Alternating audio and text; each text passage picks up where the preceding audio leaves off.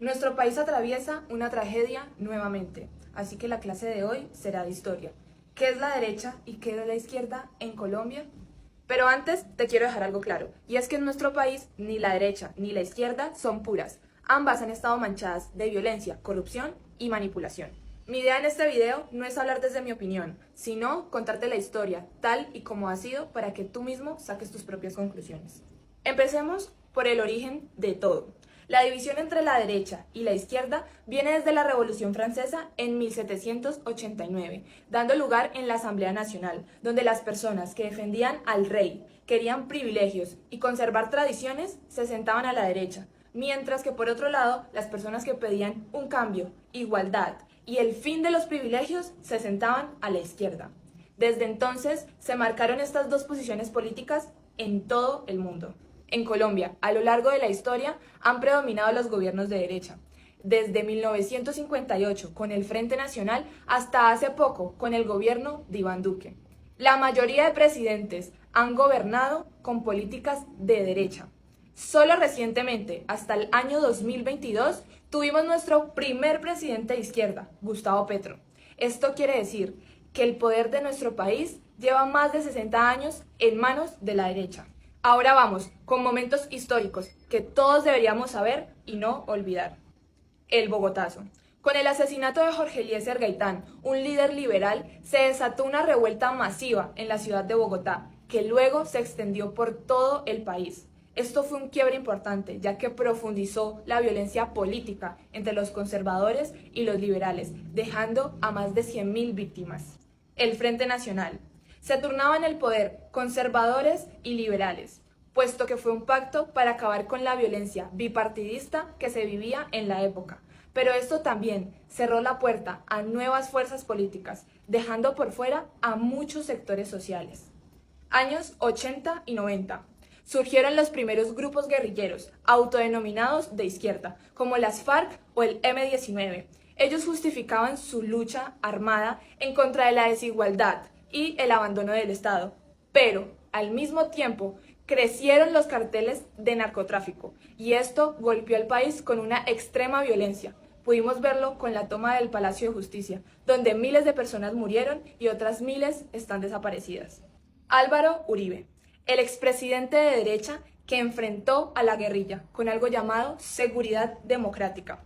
Para muchos esto fue una salvación, pero también trajo graves denuncias, ya que habían ejecuciones extrajudiciales, donde miembros del ejército asesinaban a personas inocentes, para luego hacerlos pasar por guerrilleros muertos en combate, ya que esto les daba ascensos o beneficios en aquella llamada seguridad democrática.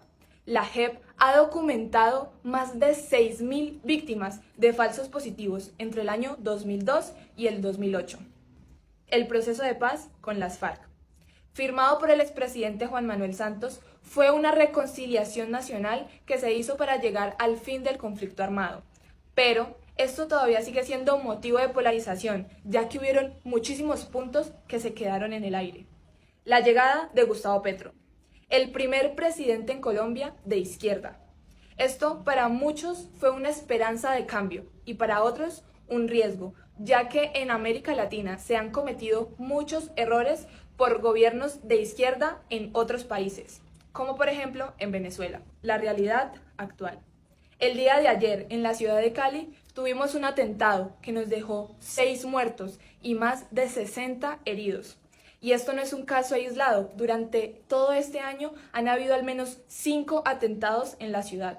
Y esto solamente nos demuestra que aún vivimos en una violencia constante y que el miedo lo siguen utilizando como arma política.